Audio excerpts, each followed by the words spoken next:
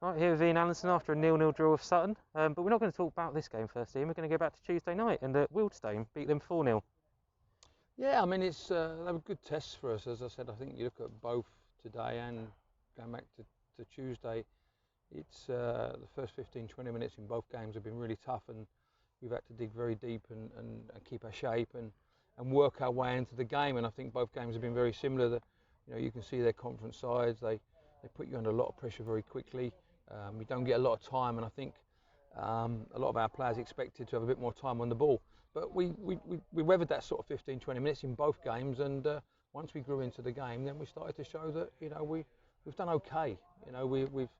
We've caused Wealdstone some problems. We managed to get 2 goals very quickly, and then we got fortunate with the penalty to make it 3-0. And then the decision at half time was make sure that we don't lose the game, and which I thought was really professional the way we went about our business in the second half.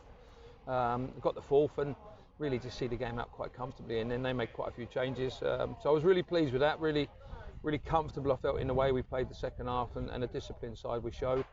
And then obviously coming in today's game, it's very similar, but there wasn't so many chances today as there was obviously on Tuesday night. Obviously, following Tuesday game, we've picked up quite a few knocks, haven't we? And sort of today's team sort of reflected that.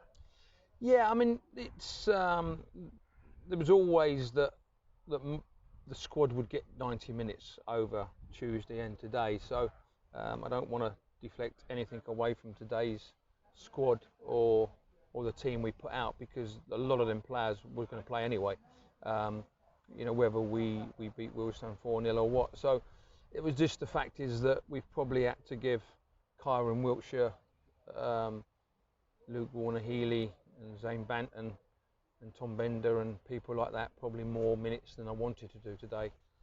So that's probably where it's affected us a little bit. We managed just to give David Noble and Sean Jeffers 30 minutes, which was the plan. But some of the others needed 90 minutes. So, 3 of the back 4 needed 90 minutes, which was good. Again, the goalkeeper, he hasn't done too bad. We've only given him another 80 minutes again today, so he's been okay from that side of it. But it was just probably some of the midfielders, in saying Kyron and Zane and Luke and people like that, we didn't want to be playing them really more than 45 today, and we've ended up playing them probably 75, which is probably a little bit too long. But that's football at the end of the day. We've got to take it. I felt the squad with 19 players was going to be too big at times, and you've seen today we've got 4 sitting in the stands, and we've brought 3 of the young lads in from the academy who've come on and done quite well today in terms of the 10 minutes they got late on. Talk about the academy. We've seen quite a few feature over the last 2 games. You must be delighted to see that progression already. It is. I mean, as I said before, it's going to be a process that we've got to go through. But it's nice just to get them included into the mix of the first team squad, because there is going to be times this year where we're going to be short on numbers. If we do go in with an 18, 19 man squad, I think we were a little bit worried early on that the amount of games we were going to have to play. I mean, it probably hasn't panned out as tough as I felt it was going to be, because the season's going on to the 29th of May now, and if you get into the playoff, it's going to go into the middle of June. So that's probably a little bit different, but I honestly felt we'd be playing Saturday, Tuesday for the first sort of 6-8 weeks, and that's where I was a little bit worried. So it's nice to give them lads an opportunity to come in and be around the first team, see what it's about, because we might have to use some of them boys going into the season. At the moment, it doesn't look too bad in terms of the intensity of the start to the seasons. But we don't know where we're going to be with injuries and suspensions as the season kicks off. Another clean sheet today. You must be delighted with that against a decent-looking Sutton side. Without a shadow of doubt. I mean, obviously they get the ball into good areas. They put lots of crosses in, but I felt we dealt with it. I think it was just one where James got a little flick on it and Michael's had to save it, and then we cleared it from underneath the bar really. But apart from that, I felt quite good in terms of what we had to do. But again, as you say, a clean sheet, which is a bonus. And there's a lot of good habits happening, which is good, and hopefully we can take them good habits into the season when we start in 2 weeks' time. And obviously, as you say, 2 weeks of the season, 1 more week left of pre-season. Kings Lynn next Saturday. How do you feel about that? What do you expect from them? From Kings Lynn? Yeah. I mean, it's going to be a tough game. I think you've seen already. I mean, they had to call the game off last week with Braintree due to the virus, and I think one of the backroom staff's family. So, but we've confirmed this week that the game's fine. They're fine from that side of it. But they're a good side. They're gonna cause us problems. But we have to go in with confidence. We've got to make sure that we we get all our injured players back fit now in time for next week, so we've got a full squad to pick from. And then we've got to approach it with confidence. At the moment, the confidence is high in the change room, the confidence is high, you see in the pitch. We grew into today's game, and certainly in the second half, I felt there was a goal in us somewhere along the line. I mean, it was good to be put under a bit of pressure. They've dealt with the pressure, but they're a good side at the end of the day.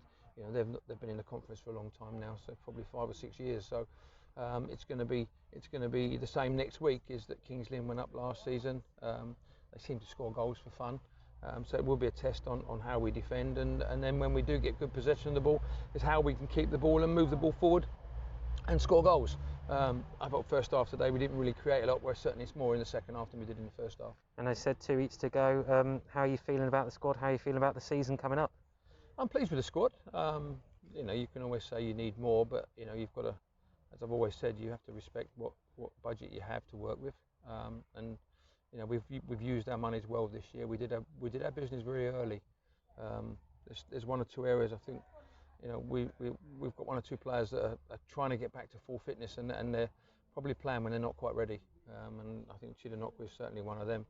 So we've got to just make sure we're fine with him in terms of we might have to pull him out for a 2-week period maybe, and maybe discount him for the first game of the season. Certainly with Romeo Akinola, he had an MRI scan yesterday, and there's no serious damage there. So hopefully he'll be ready for the first week of the season.